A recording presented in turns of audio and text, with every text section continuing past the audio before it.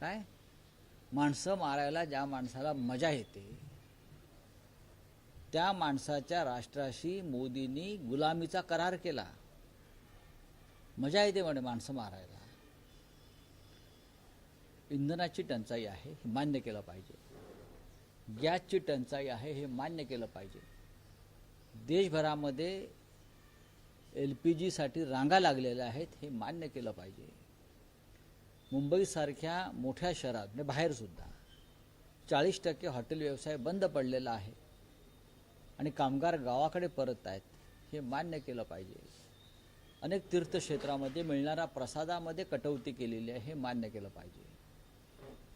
फक्त मोदींच्या नावानं भजन करून आणि धार्मिक भावना निर्माण करून इंधन तुटवडा संपणार नाही, युद्ध संपणार नाही आणि LPG गॅसच्या रांगा थांबणार नाही. ते भारतीय जनता पक्षाने एकदा आत्मचिंतन करून समजून घेतलं पाहिजे. बरं, आता आम्ही काय बोललो की मुख्यमंत्र्यांना मिरच्या झुमतात आमच्या, की वातावरण खराब करतात, मोदींची बदनामी करतायत. मोदी स्वतःची आणि देशाची बदनामी करतायत. प्रचाराला वेळ आहे ना. केरळ, आसाम, पश्चिम बंगाल, तामिळनाडू, इतर काही राज्यात. पण इंधन टंचाईवर किंवा गॅस टंचाईवर सर्वपक्षीय नेत्यांची बैठक घ्यायला त्यांना वेळ नाही. महाराष्ट्राच्या मुख्यमंत्र्यांनी सुद्धा ही भूमिका घ्यायला पाहिजे की महाराष्ट्रामध्ये जी परिस्थिती उद्भवणार आहे भविष्यात त्या संदर्भात सर्व पक्षाच्या नेत्यांना एकत्र बोलवून गांभीर्यानं चर्चा करणं गरजेचं आहे.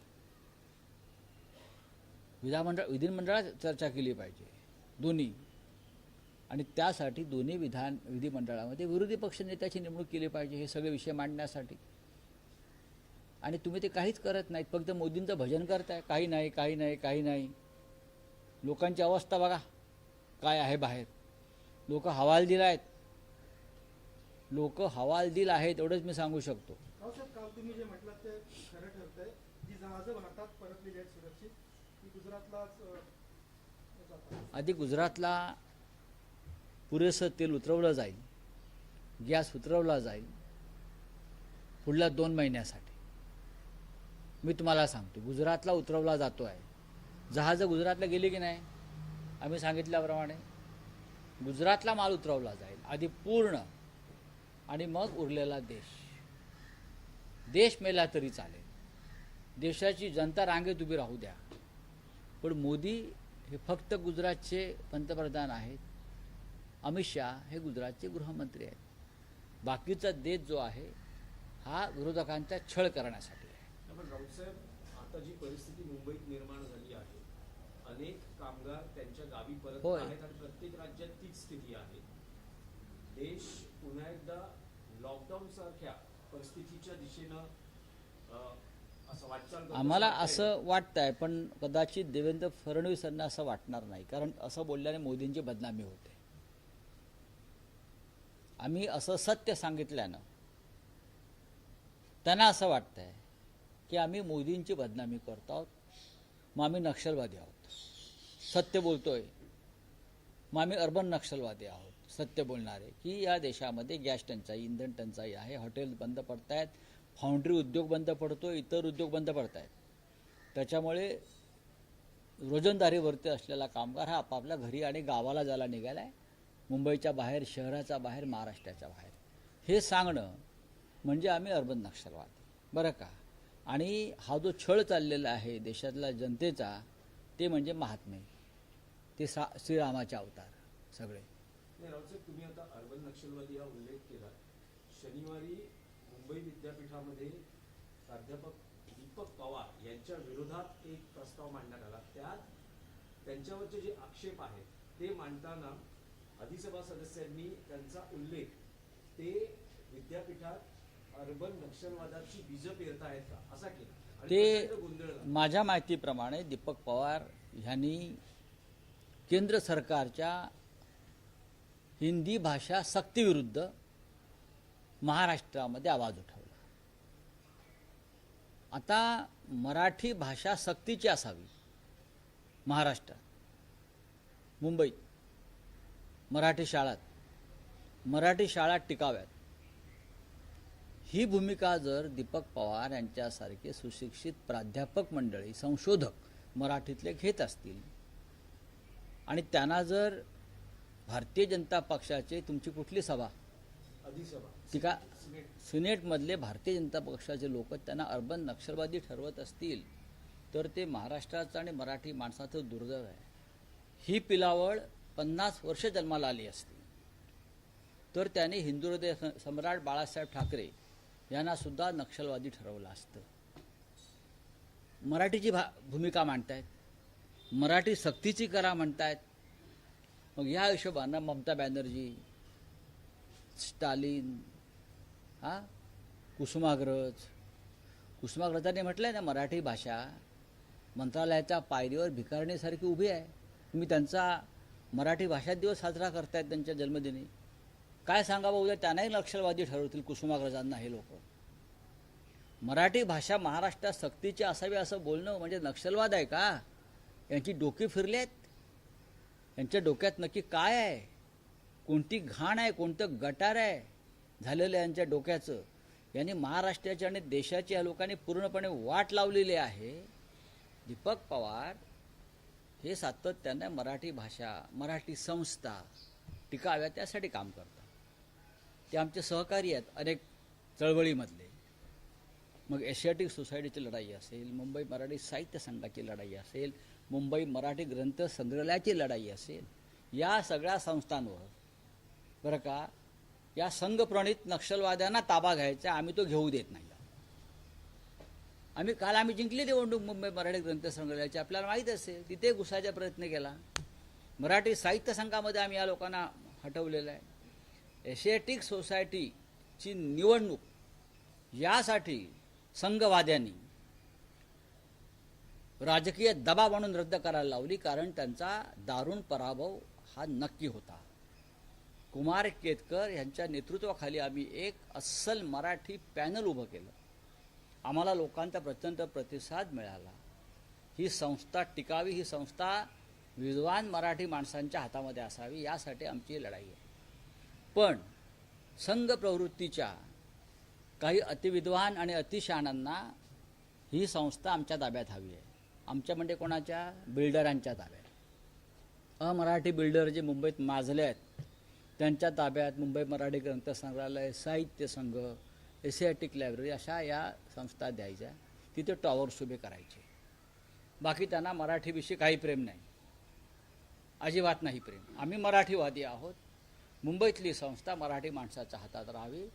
पण धर्मादाय आयुक्ताकडे जाऊन विधिमंडळात चुकीच्या पद्धतीनं विषय मांडून चर्चा करून त्यांनी या निवडणूक प्रक्रियेवरती स्थगिती घेतली. हे लक्षात घ्या. किती मोठं कारस्थान या नक्षलवाद्यांचं सुरू आहे. संघछाप नक्षलवाद म्हणतो मी याला. हा संघछाप नक्षलवाद आहे आणि हा अत्यंत भयंकर आहे. अशा प्रकारचा नक्षलवाद मला इस्रायलमध्ये दिसतोय आता. लोकांना मारायचं, लोकांना खतम करायचं, बस. मनसेचं गुढीपाडवा मेळाव्याचं टीजर रिलीज झालंय. त्यातली 2 महत्वाची वाक्य ती फार चर्चेत आहेत की महाराष्ट्रात जे चाललंय ते पटतंय का असा प्रश्न विचारतात राज ठाकरे, आणि सध्याच्या राजकीय घडामोडी पाहून मनस्ताप होतोय.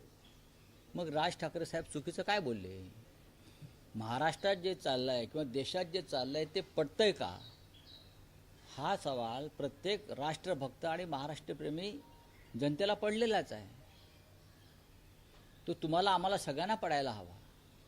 ज्या कोणाला हा सवाल पडत नसेल की महाराष्ट्रात नक्की काय चाललंय, हे दुःख होत नसेल, तर त्यांनी स्वतःला मराठी किंवा भारतप्रेमी समजून घेऊ नये. राज ठाकरे यांची भूमिका अत्यंत योग्य आहे. रावसाहेब, काल केंद्रीय निवडणूक आयोगानं 5 राज्यांच्या निवडणुका जाहीर केल्या. ते असताना महाराष्ट्रातही 2 पोटनिवडणुका जाहीर झालेल्या आहेत. अजित पवार यांच्या अपघाती निधनानंतर आणि दुसरीकडे राहुल कर्डिल यांच्या निधनानंतर. राष्ट्रवादी शरद पवार पक्षानं अजित पवार या जागी उमेदवार न देण्याचा निर्णय घेतला आहे. मुख्यमंत्र्यांचंही आवाहन आहे की दोन्ही ठिकाणी निवडणूक बिनविरोध व्हावी. शिवसेना उद्धव बाळासाहेब ठाकरे पक्षाची भूमिका काय आहे या 2 पोटनिवडणुकांसंदर्भात? एक लक्षात घ्या, माझ्या माहितीप्रमाणे आज शिवसेना पक्षप्रमुख उद्धव ठाकरे हे विधिमंडळात जाणार आहे. तिथे कदाचित सर्व प्रमुख राजकीय पक्ष महाविकास आघाडीतले त्यांच्याशी त्यांची चर्चा होईल आणि त्यानंतर तो एकत्रित निर्णय घेतला जाईल. जेव्हा मुख्यमंत्री म्हणतात की निवडणूक बिनविरोध व्हावी, यातला विरोध हा शब्द फार महत्त्वाचा आहे. नक्कीच अजितदादा पवार यांच्याविषयी आमच्या मनामध्ये एक सद्भावना, सहानुभूती त्यांच्या कुटुंबाविषयी आहेच, पण मुख्यमंत्र्यांनी चर्चा केली पाहिजे, हे पहिलं. आणि जेव्हा तुम्ही विरोध म्हणता बिनविरोध, तेव्हा महाराष्ट्राच्या विधिमंडळाच्या दोन्ही सभागृहातील विरोधी पक्ष नेत्यांचं काय, ह्याचं उत्तर त्यांनी द्यायला पाहिजे.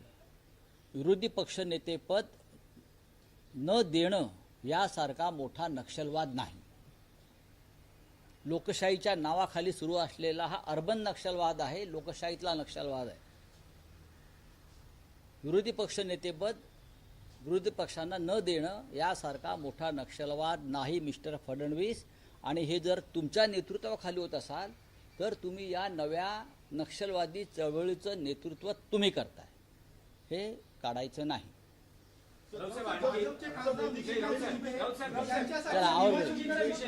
निवडणुकांचा विषय आहे, राष्ट्रीय विषय आहे. आप बोलिए क्या है, क्या आ गया मोदी जी की? किसने कहा आपको?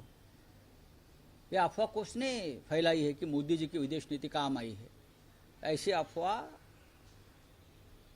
देश में, समाज में फैलाना गुनाह हो जाएगा. अगर आप अंधभक्त है तो इस प्रकार की अफवाह फैला सकते हैं. ये कोई विदेश नीति नहीं है, ये ईरान गवर्नमेंट की मेहरबानी है. ईरान ने हमारा जो रिश्ता है भारत के साथ, राजनीतिक, सांस्कृतिक, कल्चरल, उसका पालन करते हुए हमको ये छूट दी है. मैं मानता हूँ अगर विदेश नीति काम आती तो मिस्टर मोदी प्रेसिडेंट ट्रम्प के साथ एक गुलामी का करार नहीं करते. वो 2 जहाज़ 3 जहाज़ कुछ आए हैं, वो पहले गुजरात में जाएंगे, वहाँ पूरा गुजरात को जो गैस चाहिए वो वहाँ उतार देंगे, बाद में पूरी देश की चिंता मोदी जी को लगेगी. विदेश नीति नहीं, पहले देश नीति की चिंता करो. ये ईरान सरकार को हमने आभार मानना चाहिए, हमको भी ये सहूलत दी और हम लोग इस युद्ध में ना यहाँ ना वहाँ और छुपी तरीके से हमने अमेरिका और इजराइल को समर्थन दिया है. इलेक्शन कमीशन ने संडे को ही जाहिर किया, संडे क्यों पकड़ा गया है सर? इलेक्शन कमीशन ने संडे को ही 5 आरोपी इलेक्शन जाहिर किए. हाँ, तो संडे क्यों पकड़ा? बीजेपी ने कहा होगा संडे पकड़ो, संडे पकड़ो, हमारे हाथ में दंडे है, नहीं तो संडे पकड़ो. ये हमारे भारतीय चुनाव आयोग भारतीय जनता पार्टी की एक्सटेंडेड ब्रांच है. बार बार ये हो रहा है. ममता दीदी ने तो ज्ञानेश कुमार जी के खिलाफ पूरा एक चैलेंज लेकर मैदान में उतरी है. ये थोड़ी चुनाव आयोग है, स्वतंत्र चुनाव आयोग तो नहीं है ना. जो बीजेपी कहेगी वही होगा. तो संडे को कहा तो संडे को कहा. हाँ, अगर चुनाव आयोग को बीजेपी से आदेश आता कि घोषणा ही मत करो चुनाव की, हमारा पार्टी का अध्यक्ष ही चुनाव आयोग बनेगा, वो घोषणा करेगा, तो वो हो जाता. इस देश में कुछ भी हो सकता है. एक गंभीर मुद्दा असा आहे लोकसभा में और राज्यसभा में कहीं दिन आज नहीं, हिंदी का होने दो. हाँ बोलिए. लोकसभा में राज्यसभा में उनकी बिल लाया गया था, तो उसके इम्पीचमेंट मोशन लाया है दोनों सदनों में और इंडिया ब्लॉक के सभी पार्टी सदस्यों ने उसके ऊपर हस्ताक्षर किए हैं. नाही, रावसाहेब, त्यातलाच एक विषय असा आहे की काल केंद्रीय निवडणूक आयोग निवडणुकांची घोषणा करत असताना पश्चिम बंगालमधली एक जी स्थिती आहे की गेल्या वेळेस 8 टप्प्यांमध्ये पश्चिम बंगालमध्ये निवडणूक झाली होती, पण यंदा मात्र 2 टप्प्यात होते. हा एक मुद्दा.